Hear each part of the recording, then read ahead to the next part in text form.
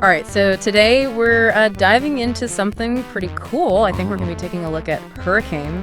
Oh, yeah, a classic. Yeah, the 1991 Williams pinball machine. Right. And we're going to be trying to understand, for those who are new to it, what makes it tick, what makes it so fun, and, also how it's held up over the years. Exactly.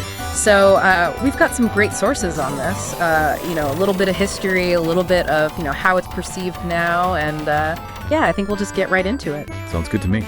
Okay, so right off the bat, Hurricane was designed by Barry Oursler, and the artwork was by John Usey. Mm-hmm. And kind of an interesting thing is that this was actually like the third in a series of amusement park-themed pinball machines that Williams did. That's right. Yeah, they had Comet Cyclone before that. Right, exactly. Yeah. So you can definitely see like that kind of theme carrying through, Yeah, that whole mid to late 80s, early 90s was a really interesting time for pinball design. Yeah. They were kind of experimenting with all these different themes, and this one really seemed to resonate with people. Yeah, and I think part of it is that the amusement park theme, it's very colorful, it's inviting, it kind of draws you in.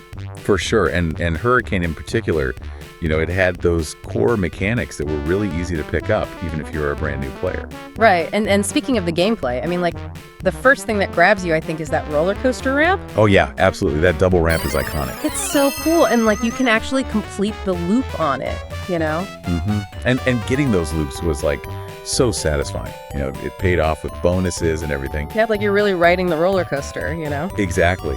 Okay. And the designers did a great job with the angles and the speed of the ramp. It took real skill to actually complete those loops. Right, it wasn't just luck. You had to aim for it, Yeah, there was a real risk-reward element to it. And then on top of that, you had these other elements that added to the fun, like the animatronic clown. Oh, yeah, he's great. Taunting you while you play, Yeah. And then there's the roulette wheel, which could give you all sorts of random prizes. Yeah, so it wasn't just about, hitting the ramp. There was, this other element of chance, Exactly. It kept things interesting. Yeah, and it's interesting because, like I was saying before, it's very approachable. You can just walk up and start playing it. Right. But it's also got, this depth to it, there's real technique involved if you want to master it. Oh, for sure. It wasn't just a simple game. There were layers to it. Yeah, you could spend hours on this machine and still be finding new things. Absolutely. And it's also worth mentioning the technology they were using at the time. Yeah. That dot matrix display was pretty advanced for its day. Right. It wasn't just showing your score. It was actually animating. The fireworks would go off and the roller coaster cars would move across the screen. Yeah, it really added to the whole, immersive feel of the game. Exactly. It was like a step beyond those static back glasses. Mm-hmm. They were really trying to bring the game world to life. Yeah, and so, looking back at it now, it's interesting because Hurricane wasn't necessarily, the biggest selling pinball machine of all time. Right. But it's definitely a cult classic. People still talk about it. Oh, absolutely. You go to any pinball convention and you'll see Hurricane there. People be lining up to play it.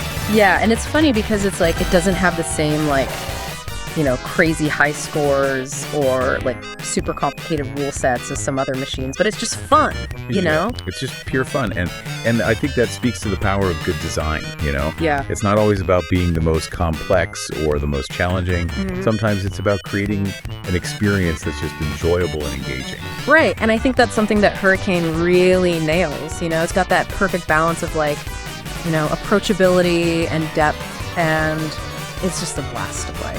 Totally. And it's a reminder that, impact isn't always measured in sales figures. Yeah. Sometimes a game can have lasting impact just by being genuinely fun and memorable. For sure. So, just to kind of sum up, Hurricane, it really solidified Williams, their whole amusement park theme they had going on. Yeah. The roller coaster ramp and the clown are just iconic parts of the game, For sure. And it's a game that's still relevant today. You can still find it out in the wild and people are still enjoying it. Absolutely. And I think what's really interesting about Hurricane is that it kind of sits at this intersection of physical and digital. Yeah. You've got the actual physical ball and flippers and ramps, Right. but then you've also got that digital display with the animations and everything. And it makes me wonder,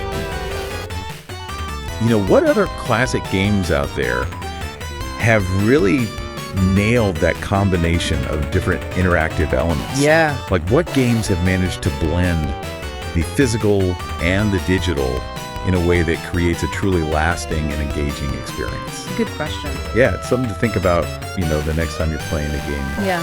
What makes it truly timeless? Yeah. What makes it stand the test of time? Yeah, what makes it fun? Exactly. All right, well, thanks for joining me on this deep dive into Hurricane. My pleasure. It's been a blast. Always a good time. And, we'll catch you next time. See you later.